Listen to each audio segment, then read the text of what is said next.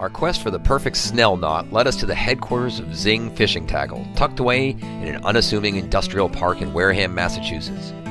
Even if you don't recognize the name, chances are you've used a Zing product at some point. The company has been around for 30 years, and current owner Chris Lynch, who bought Zing 2 years ago from its Fall River founders, is focused on maintaining the quality of its products and the brand loyalty of its customers.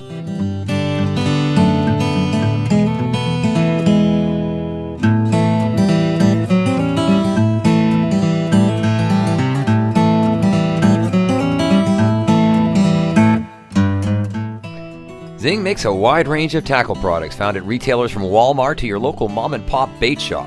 Their line includes tube lures, spreader bars, snag hooks, dredges, popping cork rigs, and a distinctive chrome-plated zingamajig that seems like it's been around forever in New England. The company also makes a variety of packaged terminal rigs for fluke, cod, and other bottom fish, all of them hand-tied in the Wareham shop and distributed throughout the country. If we were going to find somebody to show us how to snell a hook, this would be the place. And find her we did. I'm here with Christina Welsh. She works for Zing, and she's what you would call a super sneller. Christina, how many hooks do you snell a month, roughly, do you think? Probably about 5,000. 5,000 hooks? Oh my God. Well, I think it's safe to say we're in good hands with Christina. She's going to show us how she does a snell knot right now.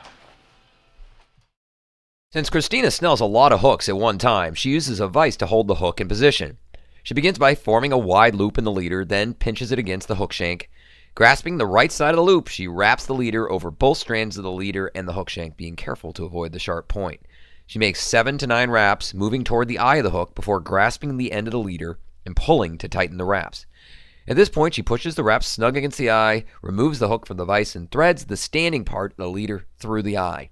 The last step is cinching down the knot by pulling firmly on the standing line. Christina moves so rapidly that it's hard to catch the many steps involved. Let's do it again, this time using fluorescent fly line to show the steps more clearly. Start by forming a large loop of line and pinching it against the shank of the hook where the standing and tag ends cross. Now grasp one side of the loop and begin wrapping it around both sections of line and the shank, working toward the hook eye. Make 6 to 9 tight wraps around the hook shank. The number of wraps depends on the strength of the leader.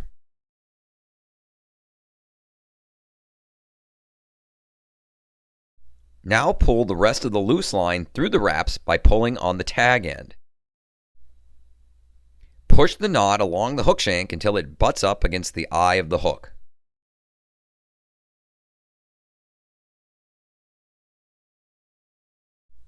If necessary, rotate the knot on the shank so that the line exits on top of the shank.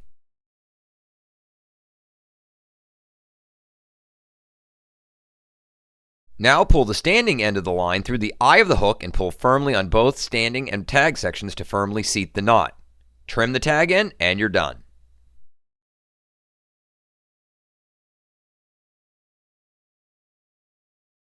Now let's do it without a vise. In this case, you can pass the tag end of the line through the eye before forming the loop. Again, pinch the top of the loop against the shank of the hook and begin making tight wraps around both sections of the line and the hook shank, working toward the hook eye.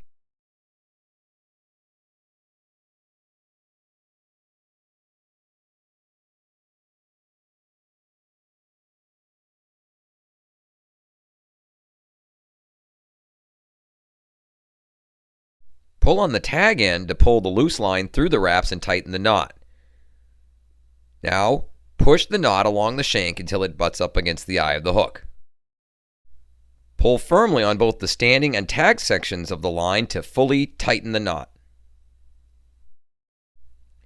Trim the tag end and you're done.